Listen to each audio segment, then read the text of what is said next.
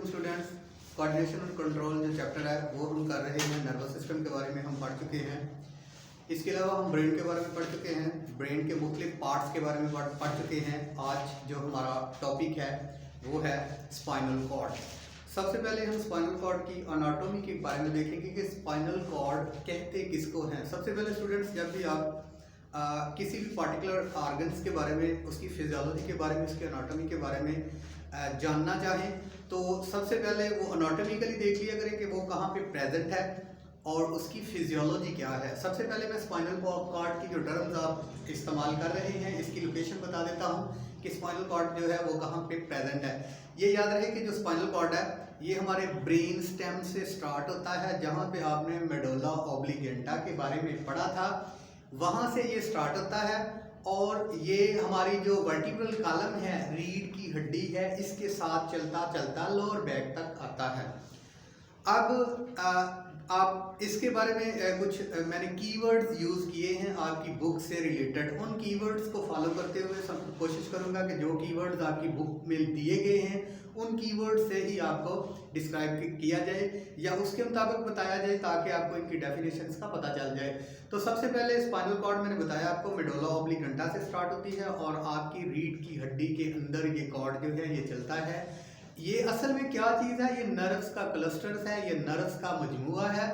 ये अब इसकी जो प्रोटेक्शन है, एक तो इसके गिर्द जो है वो ग्रे मैटर्स है, वो प्रोटेक्शन तो नहीं कर रहा, लेकिन उसके बारे में वाइट मैटर्स के बारे में बता देता हूँ, ग्रे मैटर्स के बारे में बता देता हूँ। लेकिन इसकी जो प्रोटेक्शन है वो वर्टिब्रल कॉलम की है, रीढ़ की हड्डी इसकी प्रोटेक्शन कर रही है।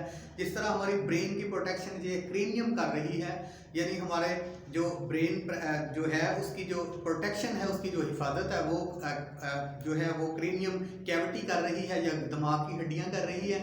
ऐसे ही सेंसिटिव पार्ट है ये स्पाइनल कॉर्ड, इसकी प्रोटेक्शन कौन कर रहा है? रीढ़ की हड्डी। रीढ़ की हड्डी के अंदर ये स्पाइनल कॉर्ड।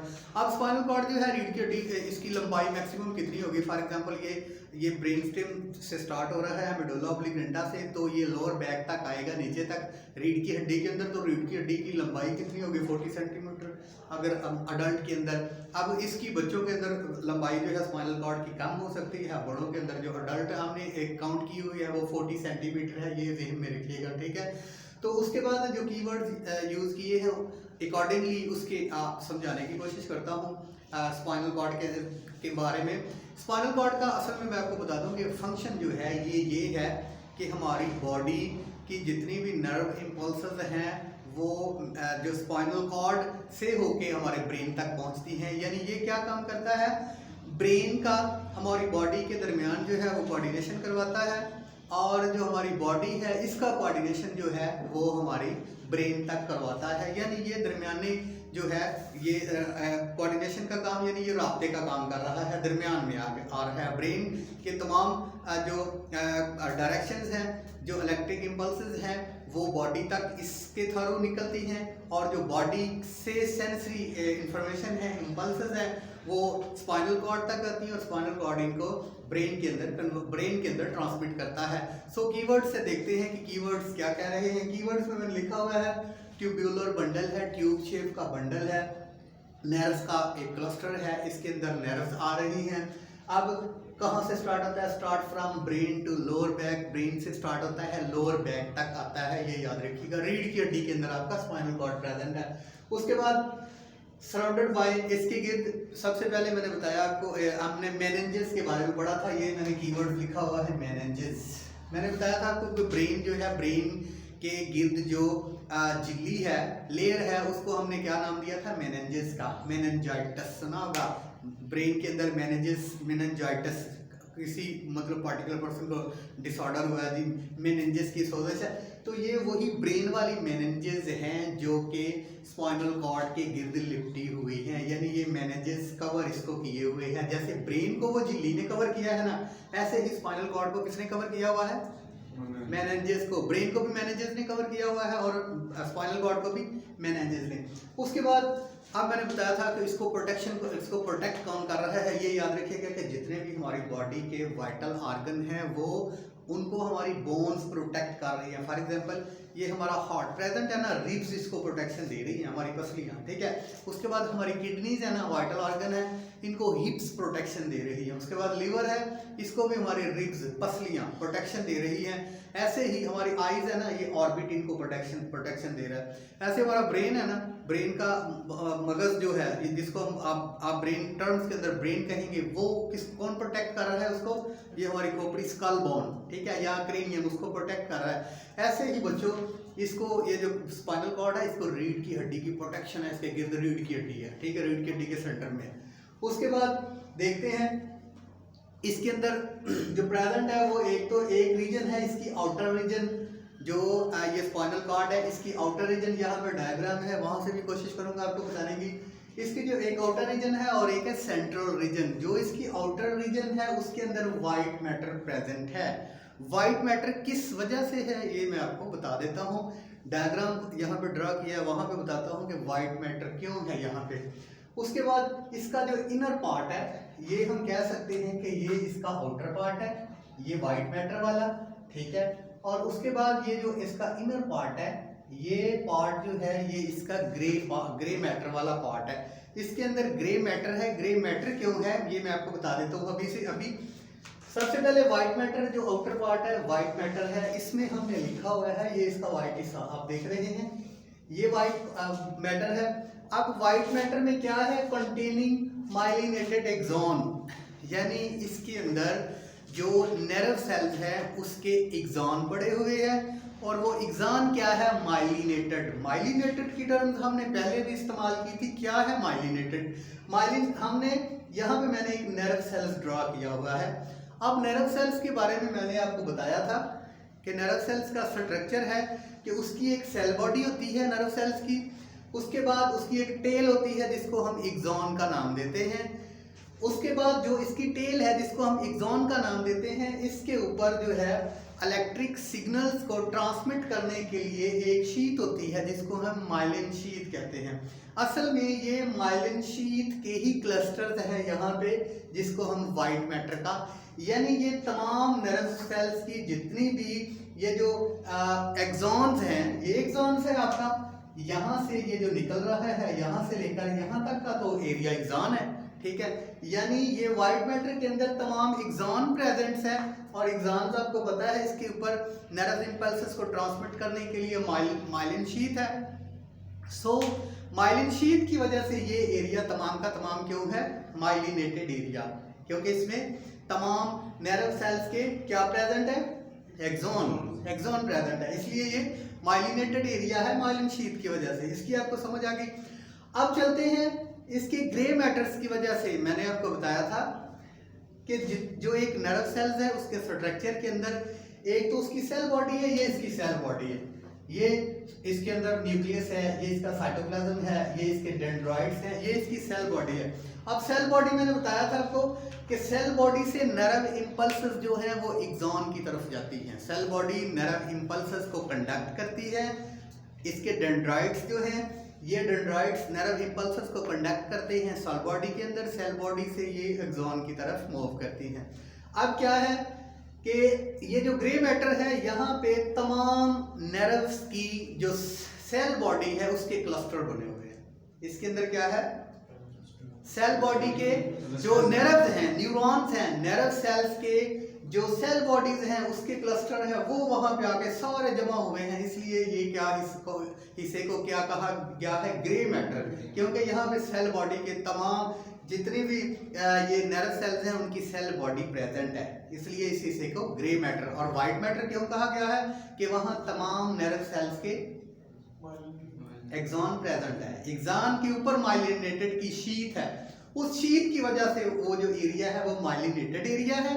और जो यहाँ पे ये जो ग्रे मैटर है यहाँ पे तमाम नर्व सेल्स की सेल बॉडी प्रेजेंट है, जिसकी वजह से उसका जो कलर है वो ग्रे है, ठीक है। अब इस बात की समझ आ गई, वाइट मैटर की, माइलिनेटेड शीट की, और उसके बाद ग्रे मैटर्स की और ग्रे सेल बॉडी की। अब इसका पता चल गया, सेल बॉडी का पता चल गया, माइलिन शीट का पता चल गया क्या है, एक्सॉन का पता चल गया क्या है। दोबारा एक्सॉन और सेल बॉडी को देख लो, ये डेंड्राइट्स है, ये नर्व सेल्स का सारा स्ट्रक्चर जो है यहाँ से लेकर यहाँ तक ये एक नर्व्स का स्ट्रक्चर है, इसको हम न्यूरॉन भी कहते हैं, या हम इसको नर्व सेल्स कह लेंगे या इसको न्यूरॉन कहेंगे। ये जितने भी आपके नर्वस सिस्टम है इनका बेसिक्स जो स्ट्रक्चरल यूनिट है वो न्यूरॉन है। जैसे हमारे गुर्दे का जो स्ट्रक्चरल यूनिट है वो क्या है, नेफ्रॉन। ऐसे हमारी बॉडी का जो स्ट्रक्चरल यूनिट है वो क्या है, सेल। ऐसे ही जो नर्वस सिस्टम है उसका स्ट्रक्चर का यूनिट क्या है, न्यूरॉन। हमने एक कमरा तैयार किया ना, इसका स्ट्रक्चरल यूनिट क्या है, ईंट। ठीक है, ऐसे ही तमाम नर्वस सिस्टम इस तरह के नर्व सेल्स के बने हुए हैं। नर्व सेल्स के बारे में हम पहले पढ़ चुके हैं कि ये इसकी सेल बॉडी होती है, जहां से ये नर्व इंपल्सेस डेंड्राइट्स के जरिए कंडक्ट करता है इलेक्ट्रिक सिग्नल्स को, और ये ट्रांसमिट करता है एक्सॉन की तरफ। एक्सॉन के ऊपर माइलिनेटेड एरिया है, माइलिन शीथ है, वो इलेक्ट्रिक सिग्नल्स को ट्रांसमिट करती है एक्सॉन से नेक्स्ट जो सेल बॉडी है उसकी तरफ। ठीक है, इसकी आपको समझ आ गई। उसके बाद अगले कीवर्ड्स की तरफ चलते हैं स्टूडेंट्स। 31 मैंने पेयर्स लिखा हुआ है कि जो हमारा स्पाइनल कॉर्ड है यहाँ से 31 पेयर्स नर्व्स जो नर्व्स हैं वो निकलती हैं। 31 जोड़े नर्व्स के निकलते हैं, वो तमाम के तमाम मिक्स्ड नर्व्स हैं। यहाँ पे मैंने लिखा है 31 पेयर, और ये मैंने लिखा है कि ये क्या है, मिक्स्ड नर्व्स हैं। ये आपको बता दूं मैं नर्व्स की कितनी टाइप्स हैं।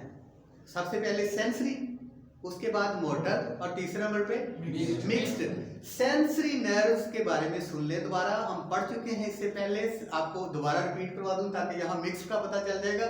सेंसरी नर्व्स ऐसी नर्व्स होती हैं जो हमारी बॉडी से जो नर्व इंपल्सेस हैं उनको कंडक्ट करती है और स्पाइनल कॉर्ड की तरफ भेजती है या हमारे ब्रेन की तरफ भेजती है। वो क्या कौन सी नर्व्स है, सेंसरी।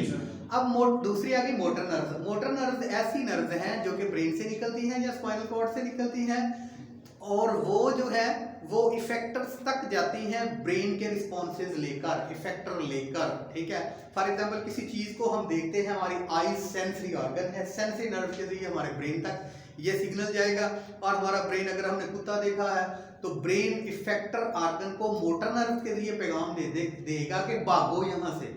वो क्या होगा, मोटर नर्व्स का।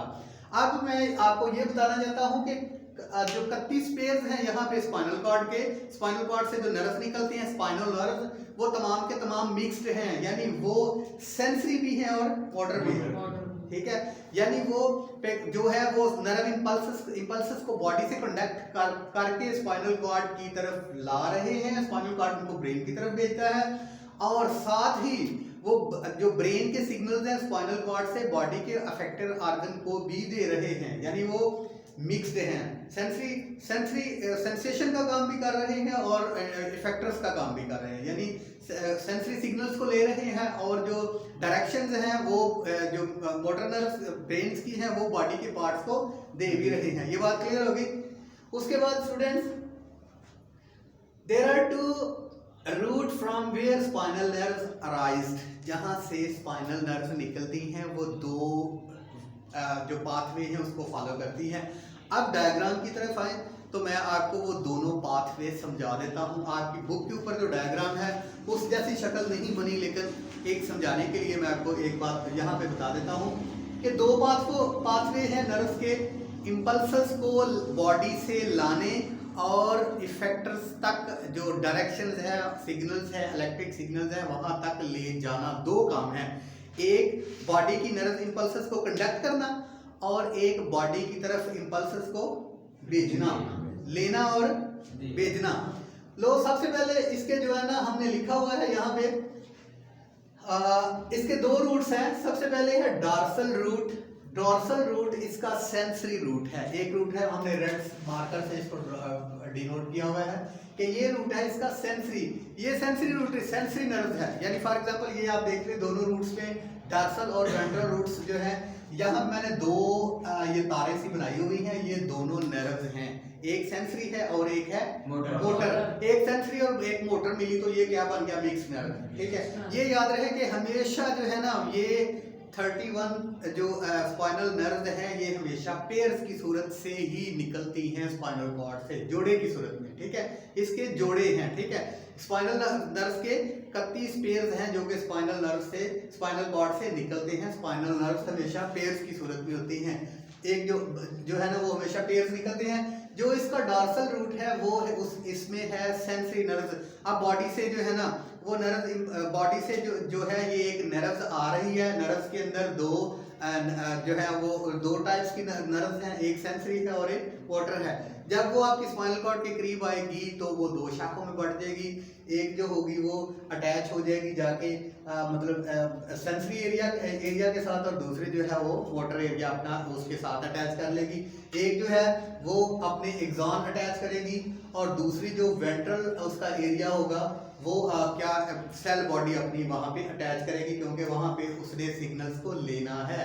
ये मैंने आपको बताया था पहले भी कि जो नर्व सेल्स है उसके डेंड्राइट्स नर्व इंपल्सेस को कंडक्ट करते हैं और फिर कहाँ पे भेजते हैं, एक्सॉन की तरफ। ठीक है, यहाँ पे भी जो डॉर्सल रूट है वो उसे हम कहेंगे कि ये एक सेंसरी रूट है, वो पूरी बॉडी से नर्व इंपल्सेस को कंडक्ट करेगी और लेकर आएगी स्पाइनल कॉर्ड की तरफ। ठीक है, और यहाँ पे मैंने ये क्लस्टर सा बनाया हुआ है, ये इसको मार्क किया हुआ है, इसको कहते हैं गैंग्लियन।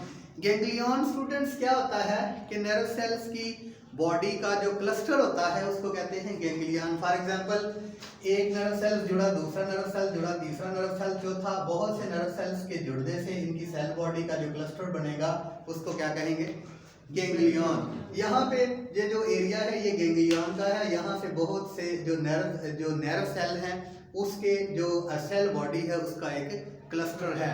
ठीक है, यहाँ से नर्व इंपल्सेस जो हैं वो डॉर्सल एरिया से स्पाइनल कॉर्ड के अंदर आ रही हैं।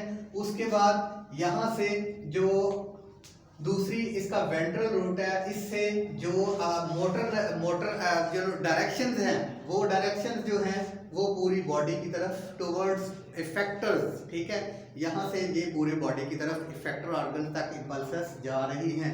यानी ये दो पाथवे को फॉलो करती है। एक जो है डॉर्सल रूट वो सेंसरी एरिया है और दूसरा जो है वो वेंट्रल रूट वो कौन सा है, मोटर एरिया। इसलिए ये फिर नर्व्स क्या बनी, मिक्स नर्व। यानी ये सेंसरी इंफॉर्मेशन ला भी रही है और लेकर बॉडी की तरफ जा भी रही है इफेक्टर तक।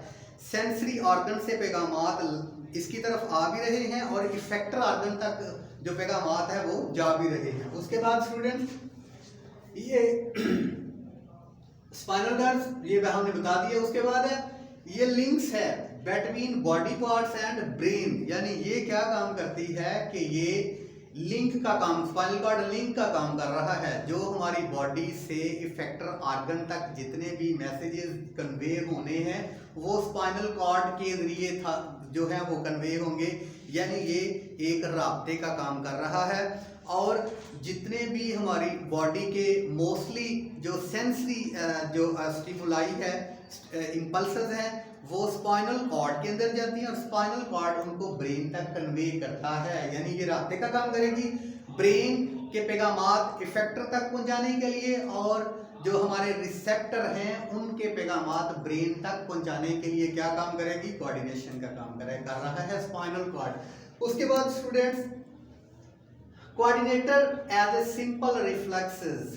अब इसी स्पाइनल कॉर्ड जो है ये एज ए कोऑर्डिनेटर भी काम कर रहा है। अब देखें अब बाकी अगर हम ब्रेन की बात करें तो उसके अंदर जो कोऑर्डिनेटर प्रेजेंट है वो क्या करते हैं कि बॉडी की जितनी भी नर्व इंपल्सेस वहां तक पहुंचती है वो उनको कोऑर्डिनेट करते हैं, उनको एनालिसिस करके जो है वो इफेक्टर तक पैगाम भेजते हैं कि इसका जो सेंसेशन वहां तक गई है और जो इंपल्स वहां तक गई है, ब्रेन उस पे प्रोसेस करके इफेक्टर तक उसको जो है वो डायरेक्शन जारी करता है। ऐसे ही स्टूडेंट्स यहाँ पे इस स्पाइनल कॉर्ड के अंदर जो है वो कुछ रिफ्लेक्सेस के कोऑर्डिनेटर है। फॉर एग्जांपल रिफ्लेक्सेस क्या है, सबसे पहले क्वेश्चन आता है रिफ्लेक्सेस क्या है। कभी कभी आपने देखा होगा आपका हाथ अचानक से आग के करीब जाता है, ठीक है, और आपको पता नहीं होता कि आपके हाथ ने आग को टच कर लिया है, तो वो फौरी तौर पे आपका हाथ खींच जाता है, अपनी तरफ आप खींच लेते हैं। वो आपने खुद तो नहीं खींचा, वो क्या हुआ, ऑटोमेटिक हुआ। ठीक है, ऑटोमेटिक वो किस वजह से हुआ कि उसमें जो रिफ्लेक्शन है, रिफ्लेक्स एक्शन है वो हुआ। रिफ्लेक्स एक्शन कैसे हुआ कि रिफ्लेक्स एक्शन स्पाइनल कॉर्ड के अंदर कोऑर्डिनेटर्स हैं कि उन्होंने इस स्टिमुलाई को वो एनालिसिस करते हैं और वहाँ पे कोऑर्डिनेटर ब्रेन तक इस स्टिमुलाई को पहुँचने ही नहीं देते, वहाँ से ही इफेक्टर की तरफ पैगाम भेजते हैं, तो वो फौरी तौर पे आपका हाथ खींचा जाता है। आप कभी कभी चल रहे होते हैं, आपके पाँव में कांटा चुभ जाता है, ठीक है। अब कांटे की तरफ हम देखेंगे, भाई कांटे का पैगाम जो है वो ब्रेन तक आएगा, स्पाइनल कॉर्ड तक आएगा, सेंसरी नर्व के जरिए वो आपके ब्रेन तक आएगा, फिर ब्रेन उस पर इफेक्ट करेगा, फिर वो जो है वो कोऑर्डिनेटर्स की तरफ पैगाम भेजेगा, इफेक्टर्स की तरफ पैगाम भेजेगा, भाई अपना जो आपकी फिट है इसको ऊपर उठाओ। ऐसा नहीं होता, बल्कि रिफ्लेक्स एक्शन है, क्विक रिस्पॉन्स है। आपके पाँव में कांटा चुभा, फौरी तौर पे ऊपर उठ गया, क्यों कि यहाँ से आपकी स्पाइनल कॉर्ड के अंदर मौजूद कोऑर्डिनेटर्स थे, उन्होंने ही इसको एनालिसिस किया और फौरी तौर पे पाँव उठाने के अहकामात इफेक्टर्स को दे दिए। ये है रिफ्लेक्स एक्शन, ठीक है।